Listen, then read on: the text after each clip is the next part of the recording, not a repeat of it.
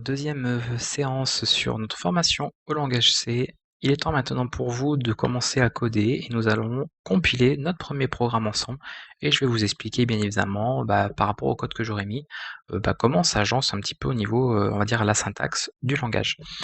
Pour cela, avant tout, avant de commencer même la vidéo, je vous invite à regarder ma vidéo. Je vais donner le lien à peu près ici pour installer l'outil MinGW uniquement si vous êtes sous Windows, hein, pas pour les autres. Si vous êtes sur macOS ou GNU Linux, ça n'est pas utile, vous n'avez pas besoin de faire ça. Donc si vous êtes sur Windows, je vous invite vraiment à suivre le tutoriel pour installer l'outil en question.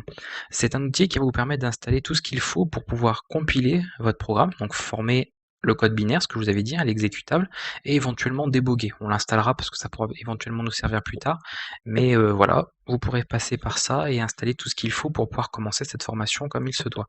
Pour les autres, ceux qui ne voudraient pas en fait fonctionner de la sorte, qui voudraient utiliser un logiciel tout en un logiciel tout en un, ça s'appelle un environnement de développement. Dans ce genre de cas, c'est un logiciel qui va regrouper un éditeur de code. Donc c'est pas simplement un éditeur de texte, hein, c'est vraiment un éditeur de code qui peut colorer votre syntaxe, etc., avoir des petits raccourcis. Le compilateur et le débogueur, donc en général on intègre ces trois choses-là.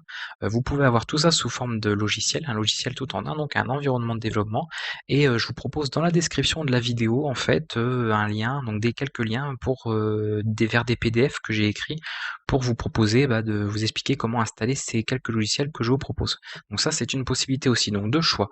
Soit vous préférez passer par un environnement de développement tout en un logiciel, voilà, vous avez tout avec. Soit vous pouvez faire comme moi je fais et comme moi je vais faire dans tout l'ensemble des vidéos que vous allez voir, c'est-à-dire de faire de la compilation en ligne de commande. Pourquoi je choisis ça et pourquoi je le recommande d'ailleurs? Tout simplement pour ne pas être dépendant d'un logiciel. Surtout, évitez au maximum de vous enfermer dans l'utilisation d'un logiciel, puisque le jour par exemple, et mettons que vous êtes habitué, je sais pas, à utiliser CodeBlocks, voilà, c'est un logiciel qui est un environnement de développement pour programmer en C. Le jour où vous êtes sur un système où vous n'avez plus ce logiciel-là, vous ne saurez plus quelque part créer de programmes en langage C. Ça peut être très préjudiciable, ça peut poser vraiment beaucoup de soucis. Et il y a malheureusement beaucoup de gens qui souvent sont incapables de faire ce qu'ils font d'habitude parce qu'ils n'ont pas leur outil habituel. Voilà. Donc essayez d'être un maximum indépendant, un maximum polyvalent. Si vous compilez en ligne de commande, vous soyez sur Windows, que vous soyez sous GNU Linux, sous macOS, peu importe, ça fonctionnera. Vous pourrez travailler de la même façon. Et ça, c'est important.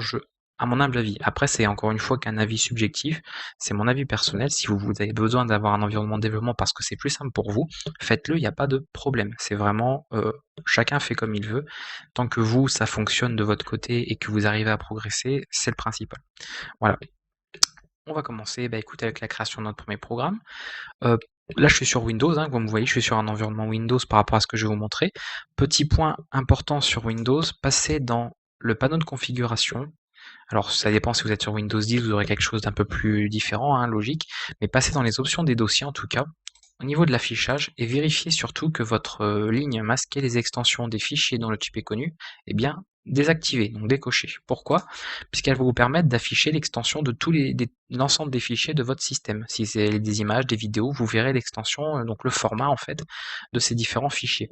Parce que sinon, quand vous allez vouloir créer un fichier source, comme on va le faire là dans quelques secondes, vous pourriez par exemple dire créer un nouveau fichier texte, le renommer avec normal ce que vous voyez l'extension du langage, et en fait ça resterait un fichier texte. Et forcément un fichier texte, si le compilateur prend ça en entrée, il va pas vraiment vouloir le compiler. Donc c'est important de faire ça, comme ça il n'y aura pas de souci. Donc on va commencer, on va aller dans un répertoire, j'ai fait un petit dossier, vous voyez, sur le bureau, je me suis pas embêté, comme ça le chemin sera facile à récupérer pour la compilation. Je vais créer un nouveau fichier, donc je peux prendre n'importe quoi, hein, dans ce que j'ai, nouveau document de texte, et vous voyez là, comme l'extension est affichée, ici il me montre bien que c'est un texte. Donc si je faisais le nom du fichier comme ça, alors l'extension d'un fichier en langage C, c'est .c, c'est le C en fait, son extension. Donc très simple. Et là vous voyez, si j'avais l'extension qui était masquée, le TXT là il serait caché, du coup j'aurais l'impression que mon fichier est bien nommé, mais non, puisque là il afficherait le .c alors que logiquement il n'est pas censé l'afficher. Donc afficher les extensions des fichiers, comme ça là on voit que le problème c'est que c'est toujours un fichier texte et il faut que j'enlève tout ça pour ne garder effectivement que le nom, point, une extension, ici, le C pour le langage C. Là, on a un fichier, un fichier source qui va pouvoir être compilé par la suite avec notre outil de compilation. On va l'ouvrir, voilà, et on va pouvoir comme ça taper du code et moi je vais pouvoir vous l'expliquer par la suite. Je passerai donc automatiquement par mon invité de commande, donc c'est l'invité de commande de Windows, hein, c'est un terminal sur Linux, pareil sur Mac, peu importe. Vous l'ouvrez comme vous savez le faire, hein, dans démarrer en tapant CMD sur Windows, les autres c'est dans les menus, vous avez le terminal. Bref, vous connaissez hein, votre système à ce niveau-là, je vais pas vous l'apprendre. Et maintenant, il faut se diriger dans le répertoire du fichier. Ça, c'est important. Là, si j'essaye de compiler, vous voyez que je suis dans C user now key, ça ne fonctionnera pas. Il faut que j'aille dans le répertoire. Sur Windows 7, ce qui est pratique, c'est que là, au niveau de l'endroit où on a le chemin, on clique et il affiche le chemin en absolu. Je fais un copier et je peux comme ça me diriger dessus. Donc la commande, peu importe votre système d'exploitation, c'est la commande cd, change directory, pour pouvoir changer de répertoire. On fait un petit coller et voilà, on est dedans. Là, on est effectivement bien dans le répertoire qu'il faut. Donc ça, c'est bon. On va commencer à taper notre code. Et vous en faites pas, je vais vous l'expliquer par la suite. C'est le code minimal, vraiment, et correct surtout, pour afficher un petit mot à l'écran, en fait, en langage C.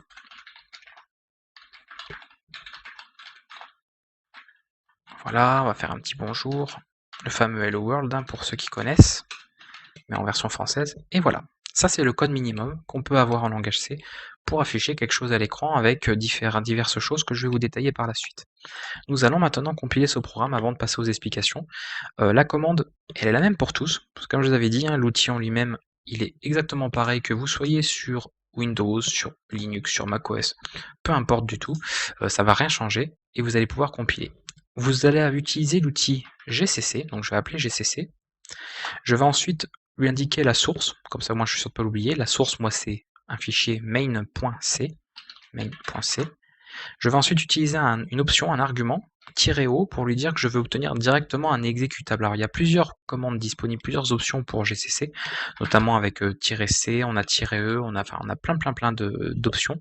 Si ça vous intéresse la compilation plus en détail, que vous voulez en savoir plus, je vous invite à aller voir ma formation hacking, où j'explique en fait de manière beaucoup plus détaillée les différentes étapes de la compilation avec GCC. Là, nous, on va se contenter, et on fera ça tout le temps, un "-o", comme ça on obtient directement notre binaire, notre exécutable en fait, tout simplement. Et là vous mettez le nom de l'exécutable que vous voulez, c'est quand même plus pratique. Moi je vais l'appeler hello. Voilà.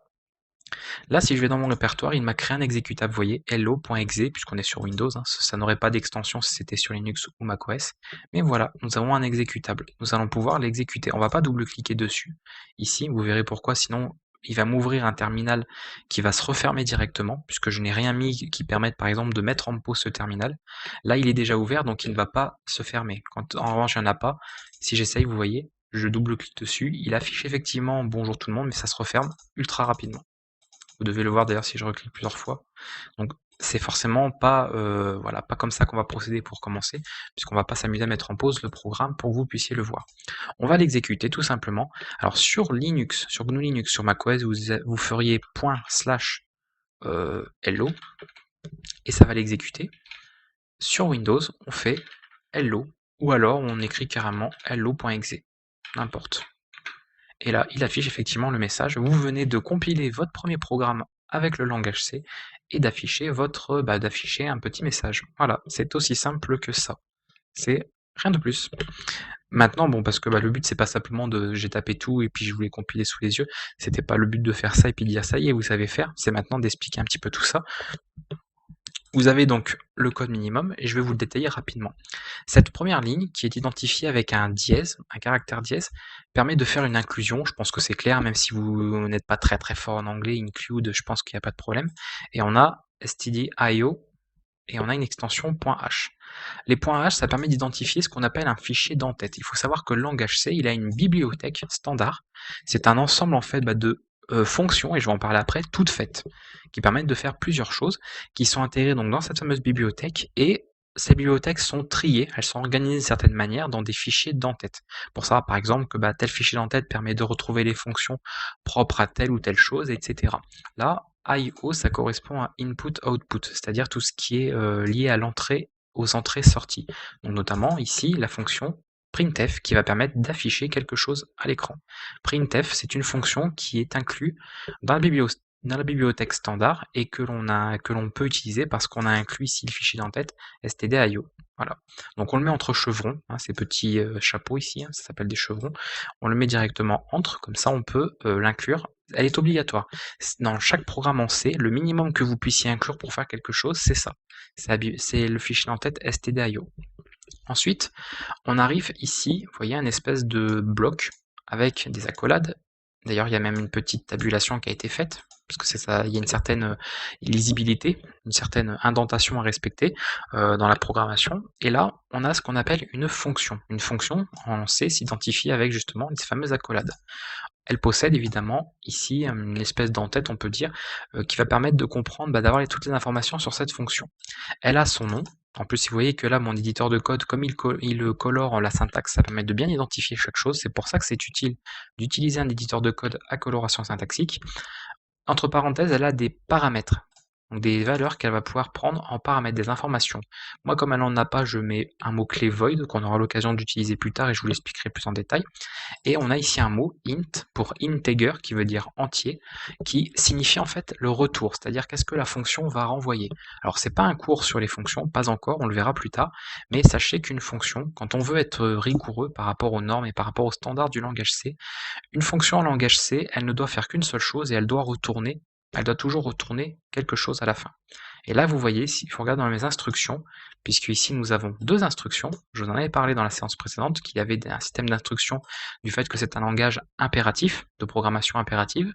Là, vous avez deux instructions et la deuxième retourne en fait 0. Donc 0 est bien un entier, c'est pour ça qu'on dit ici int. Si on faisait un return comme ça, on pourrait mettre void, et si on faisait même pas du tout, on pourrait faire ça. Donc ça, c'est même encore, on va dire, plus petit. Mais comme la norme, en tout cas le standard du langage C veut que l'on respecte une certaine règle, notamment de retourner toujours quelque chose, dans la mesure du possible, on va respecter cela et on va faire ça un return 0. Voilà. Le petit printf pour afficher quelque chose à l'écran, j'en ai parlé, c'est une fonction qui est incluse, qui existe dans la bibliothèque standard du langage C et que l'on peut utiliser parce qu'on a inclus cette entête, ce fichier d'entête ici. Voilà, voilà. Donc pour résumer, là on a une ligne d'inclusion, ce qu'on appelle une directive de préprocesseur. On aura une vidéo qui sera faite, une séance qui sera faite spécialement pour parler de ça. Donc ne vous inquiétez pas si vous ne savez pas ce que c'est. On aura l'occasion d'en parler. On a ensuite des instructions qui peuvent être ou non, c'est pas obligatoire, mais qui peuvent être mises dans des fonctions. Voilà, comme celle-ci. La fonction main, c'est l'exception, elle est obligatoire. Le compilateur, donc quand il va compiler, il s'attend à avoir une fonction main. Il faut vraiment qu'elle y soit. S'il n'y en a pas, je peux vous faire le test directement. Vous voyez qu'il ne la retrouve pas. Pour lui, il n'y en a pas. Il cherche une fonction main, il n'en trouve pas, donc il ne veut pas compiler. Il y a une erreur. C'est obligatoire. Simplement que le programme, il va démarrer par celle-ci. C'est un peu le point de départ de votre programme. Après, éventuellement, dans la fonction main, on peut appeler d'autres fonctions. On pourrait appeler une fonction bonjour, etc. Mais ça, c'est pareil, ce n'est pas le sujet de la vidéo, on le verra dans les séances prochaines. Donc voilà globalement pour la syntaxe que vous pouvez retrouver comme ça dans ce langage. Pour son fonctionnement, pour la compilation, je pense vous avoir tout dit globalement au niveau de la création d'un fichier, au niveau de sa compilation, au niveau de la compréhension d'un code minimum, qu'est-ce qui permet de différencier un petit peu ici chacune des lignes. On aura bien évidemment l'occasion de détailler, d'apprendre à utiliser tout ça. C'est votre première séance. Il ne faut pas vous en faire s'il y a plein de choses qui sont encore compliquées, qui vous embrouillent l'esprit, c'est normal. Tout cela vous sera détaillé par la suite et vous aurez l'occasion on aura l'occasion d'éplucher un petit peu tout ça et d'apprendre un certain nombre de nos premiers concepts, en tout cas nos premières notions. Voilà, voilà, j'ai fait le tour, je pense, par rapport à ça. Votre premier programme est compilé, donc n'hésitez pas, hein, je dis à installer tous les outils qu'il faut, soit comme je l'ai fait avec MinGW, ou alors simplement parce que vous avez déjà vos outils sur GNU Linux ou Mac, ou alors à passer par un environnement de développement, tester ce code, là, directement. Donc attention, mettez pas spécialement d'espace après, avant, mais évitez voilà au maximum. Compilez-le et si ça marche, vous aurez tout ce qu'il faut, vous serez fin prêt pour attaquer la prochaine séance et surtout démarrer avec votre apprentissage du langage C. À très bientôt.